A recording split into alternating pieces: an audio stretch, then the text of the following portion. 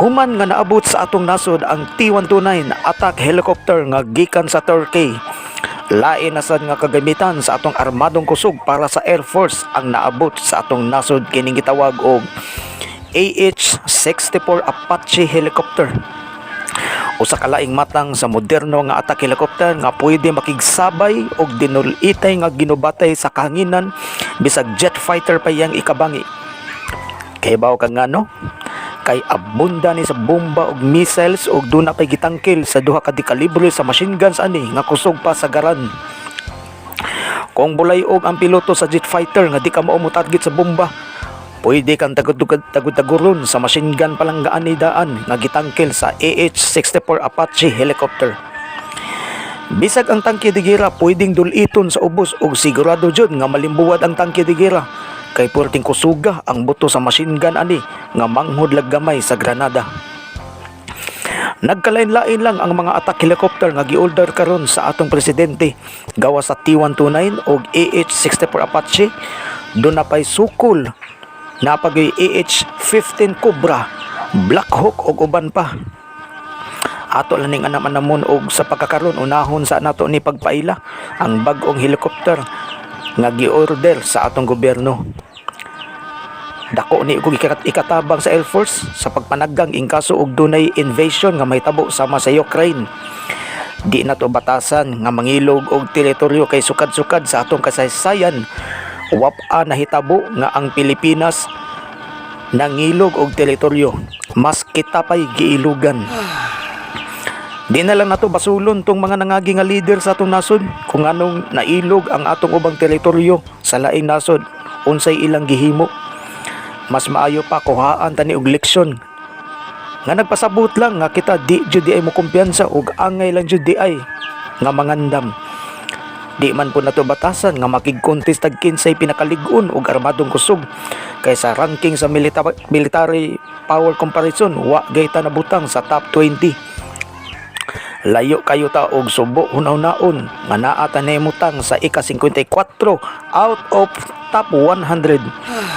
Pero bisag uyamot kayo ta, wa ang angas atong presidente ang pag-order og dekalibre nga helicopter.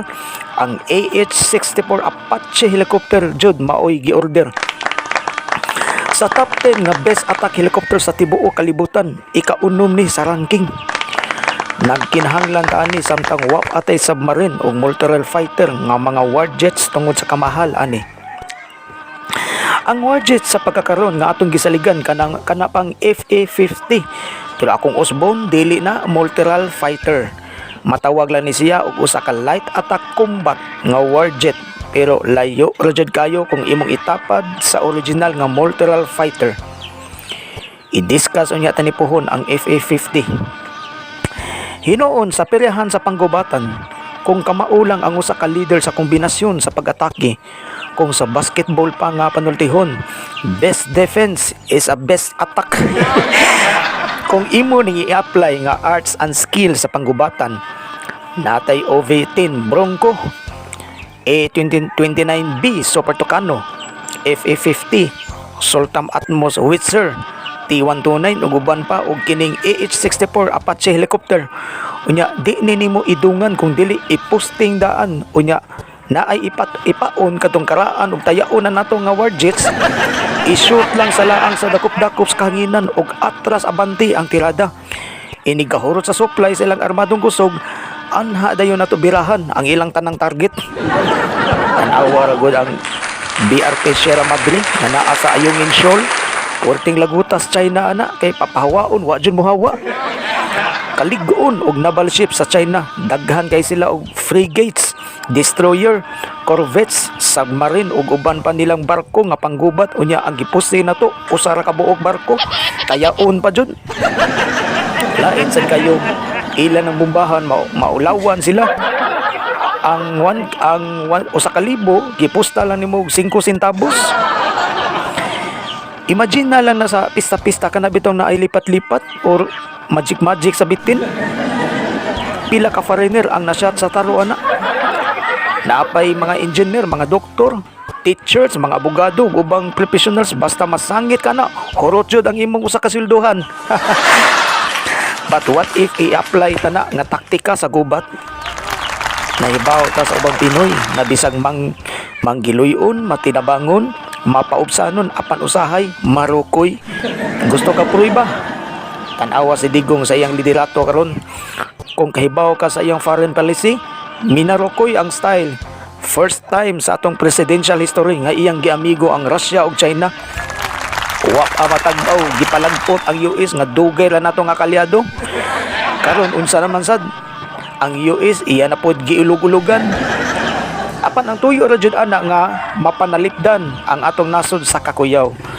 Timan-i nga third country ta mga bay, ug sa ranking sa International Military Power Comparison naata sa ikay 54. Wa tay ikasukol kung manghagad dag konte sa gubat kay usbo nako. Wa tay mortal fighter og submarine. Hinuon natay corvette og frigate pero puwerte rang gamaya. Aw natay BRP Sierra Madre ato tong ibala adto dito sa Beijing.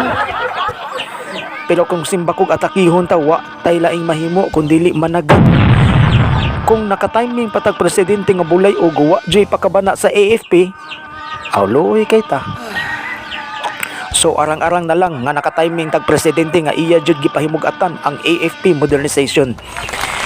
Bisag ingon ani lang ang atong mga weapons and assets sa atong armadong kusog, kung simbakog na ay kinalit-kalit nga trahedya sa invasion, aw daugon na lang nato sa minarukoy.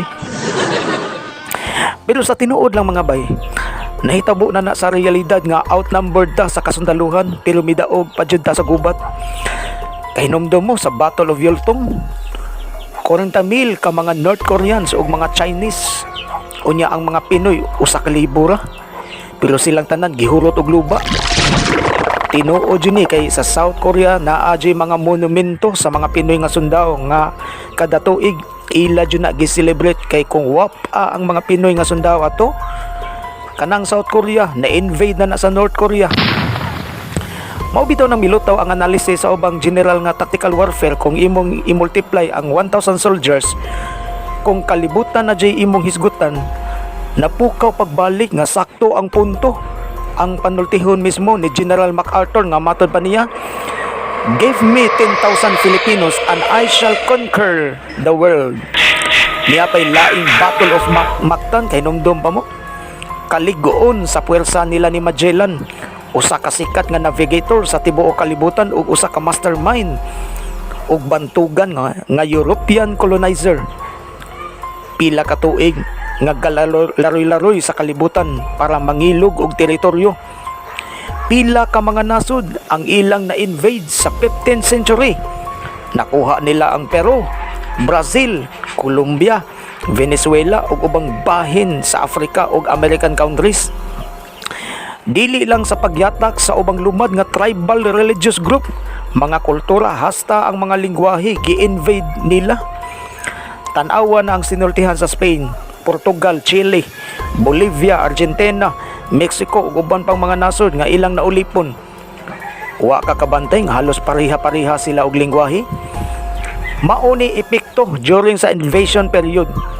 Ingon ana sila kabag-angan nga pagka-colonizer, pero tan-awa pag-abot sa Mactan, giyano lag ihaw ni lapu-lapo. So ingon ani na lang bay, bisag pang-boost lang gud sa atong defense mechanism, ato na lang isipon nga kining AH-64 Apache attack helicopter sila pula-po na. Simbakog apikihon ta sa mga insect, kamong mga OFW dyan na may daghang na maligyaw bananakyo sa daplin. Kung kinsay makauna og duol ninyo ni Xi Jinping, ala donggaba na yung gritso ang naong ana. Parang atong AH-50 o AH-64 Apache dili mausay kaning gubat-gubat nga way hinungdan. Remember, best defense is a best attack.